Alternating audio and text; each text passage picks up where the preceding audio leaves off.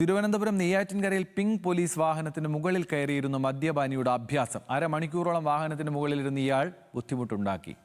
Hans ഉണ്ട് വിവരങ്ങളുമായി. Hans, ഇയാളെ പോലീസ് കസ്റ്റഡിയിലെടുത്തിട്ടുണ്ടോ? എന്തൊക്കെയാണ് വിവരങ്ങൾ?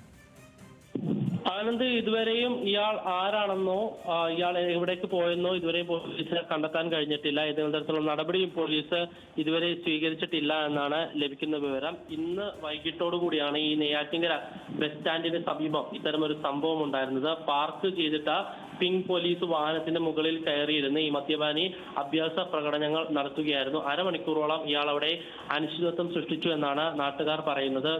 ഇത് കണ്ടുനിന്ന നാട്ടുകാരാണ് ഈ കാണുന്ന ദൃശ്യങ്ങൾ പകർത്തിയതും പിന്നീട് പോലീസിൽ ഈ വിവരം അറിയിച്ചതും. ഏതെങ്കിലും തരത്തിലുള്ള നാശനഷ്ടങ്ങളോ പൊതുസമൂഹത്തിന് ഏതെങ്കിലും തരത്തിലുള്ള ബുദ്ധിമുട്ടോ ഉണ്ടാക്കാത്ത പശ്ചാത്തലത്തിലാണ് പോലീസ് ഇപ്പോൾ നടപടി ഒന്നും സ്വീകരിക്കാത്തത്. ഏതെങ്കിലും തരത്തിലുള്ള പരാതി ലഭിച്ചാൽ ഇയാളെ കുറിച്ചുള്ള കൂടുതൽ വിവരങ്ങൾ തേടി ഇയാളെ കസ്റ്റഡിയിൽ എടുക്കുമെന്നാണ് പോലീസ് നൽകുന്ന വിവരം. ആനന്ദ്, ശരി.